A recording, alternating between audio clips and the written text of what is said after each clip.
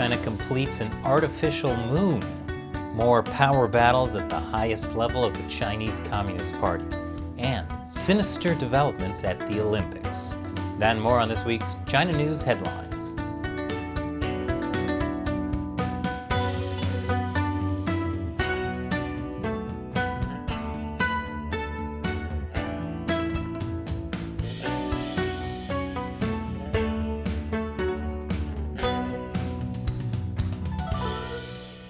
Welcome to China Uncensored. I'm Chris Chappell. China has built an artificial moon. And this is not a joke. It was inspired by a 20-year-old experiment that used magnets to levitate a frog. Maybe Chinese leader Xi Jinping is looking for ways to deal with a certain pesky toad. Send him to the moon. But China's artificial moon might not quite be what you're imagining. These are the schematics. It's a vacuum chamber housing a 2-foot-wide artificial moon made up of rocks and dust. The magnets essentially recreate the gravity on the moon, a sixth of what it is on Earth. When the field is strong enough, it can magnetize and levitate things, from a living frog to a chestnut, against the gravitational force. Why are scientists so into levitating frogs? Anyway, this artificial moon is the first of its kind, according to the lead scientist from the China University of Mining and Technology. The artificial moon will allow Chinese scientists to simulate a testing environment very similar to the moon, where rocks and dust can behave in a completely different way than they do on Earth. There is no atmosphere on the moon, the temperature can change quickly and dramatically, and in low gravity, soil particles are more loosely bound to each other. And the Chinese Communist Party has some very ambitious moon plans. They want to land astronauts on the moon by 2030. And there's some talk of a China-Russia moon base. In other words, Space Race 2 is going to be very interesting. Speaking of the new Cold War, Britain's MI5 has warned that a Chinese agent has infiltrated Parliament. An alert from the security service said Christine Ching-Kwei Li established links for the Chinese Communist Party with current and aspiring MPs. Christine Li is a London-based solicitor. According to MI5, she knowingly engaged in political interference activities on behalf of the United Front Work Department of the Chinese Communist Party. Li also gave donations to politicians, with funding from foreign nationals in China and Hong Kong. According to the BBC, this is the result of a long-running investigation. Now, it's important to note that Li has so far not been accused of doing anything illegal.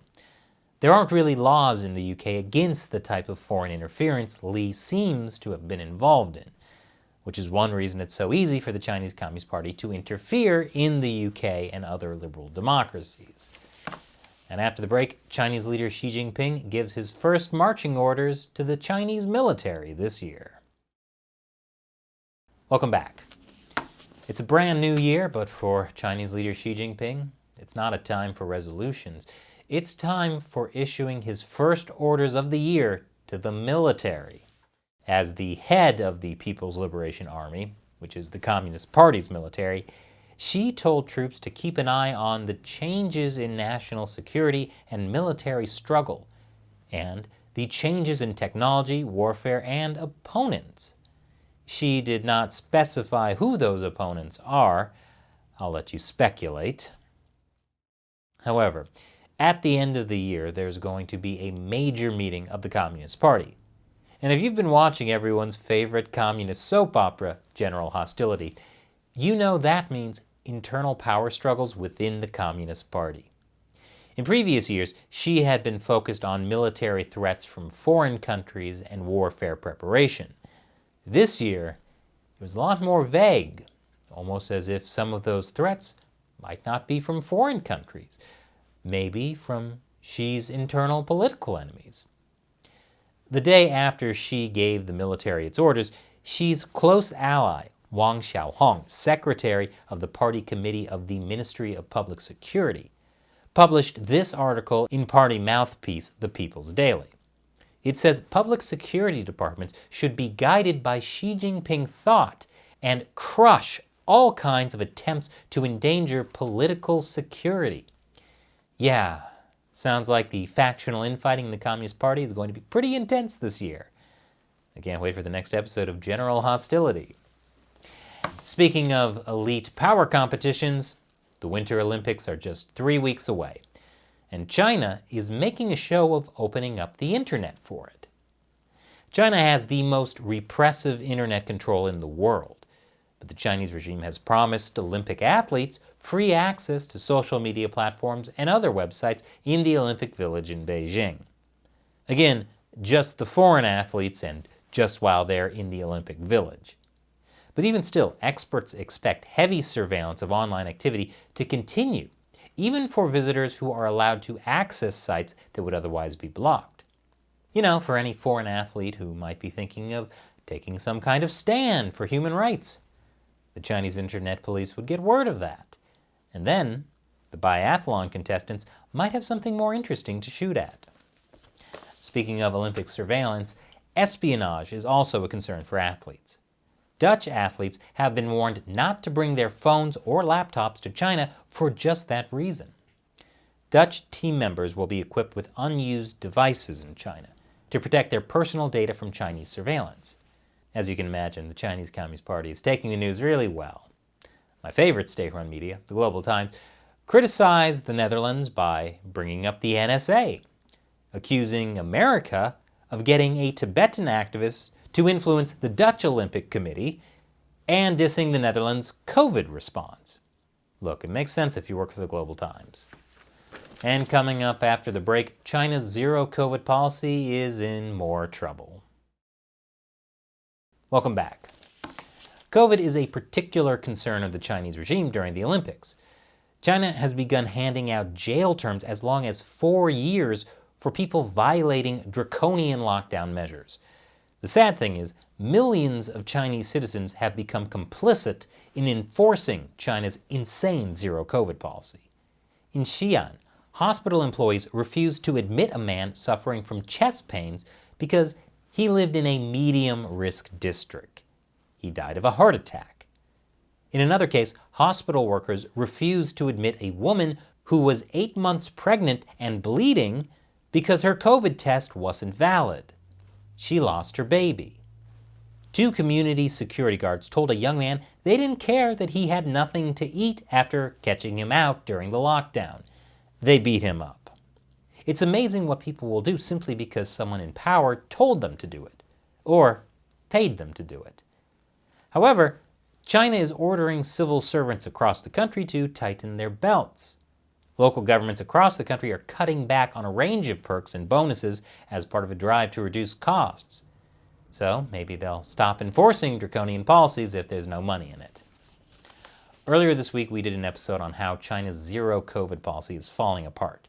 Check it out if YouTube somehow forgot to let you know about it. In that episode, I mentioned that China's zero COVID policy is unsustainable. So they're starting to do things like call it societal zero COVID instead, which means there's still COVID. And as Bloomberg points out, the Communist Party is playing more word games too. According to the government, COVID zero is no longer China's policy goal. Rather, it's aiming for dynamic clearing, which relies on local governments to stamp out local outbreaks. And if you're thinking that dynamic clearing sounds exactly like COVID zero, but with an easier way to blame local governments for failing, you'd be right. I bet local officials are loving this, especially as outbreaks continue to spread across China. Yet another wonderful sign for Hong Kong. The former security chief of Xinjiang, where there's all the mass surveillance and genocide, he's been put in charge of the Chinese army garrison in Hong Kong. That'll go well. In some good news for a change, Taiwan continues to ramp up its support for Lithuania. Lithuania has been facing economic attacks from the Chinese Communist Party because the government supported Taiwan. Taiwan this week announced a $1 billion Lithuania credit fund to enhance economic cooperation between the two countries. Meanwhile, Lithuania's foreign minister has called on the EU to stand up to China. Taiwan and Lithuania, not the heroes we deserved, but the heroes we need. China continues to encroach on the border with Bhutan, with new construction across 6 new sites. Satellite images show a massive buildup, over 200 new structures. This area has a lot of strategic value for the Chinese military. It's at the junction of the borders of India, Bhutan, and China, where Indian and Chinese troops were locked in standoff for more than 2 months in 2017. So expect to hear China having more border conflicts with India in 2022. And now is the time when I answer questions from you, my loyal 50-cent army, fans of the show who support what we do through the crowdfunding website Patreon or the exclusive social media platform Locals. LOL No asks on Patreon, do you think companies are going to move outside of China and start more factories in the EU instead? It would be interesting to see what would happen if factories would stop selling to China and start only selling in EU, US, and countries with no connection to China. That's a very good question. Actually, during the Trump administration, we noticed a lot of companies were beginning to move their supply chains out of China. However, they weren't exactly bringing manufacturing back to America, or even the EU. Most set up shop in other Asian countries. I've started to see a lot more things made in Vietnam.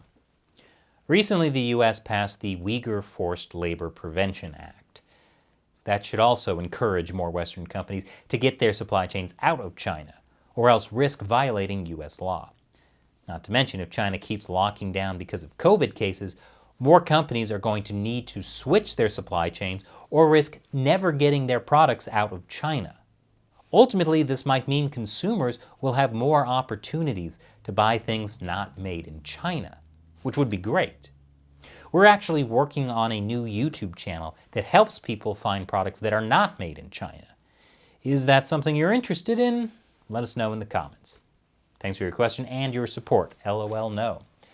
And for all of you watching, consider joining the China Uncensored 50-cent army. You'll have a chance to ask me questions on the show, and there are some other cool perks as well. Check out patreon.com/China Uncensored or ChinaUncensored.locals.com to learn more. Once again, I'm Chris Chappell. See you next time.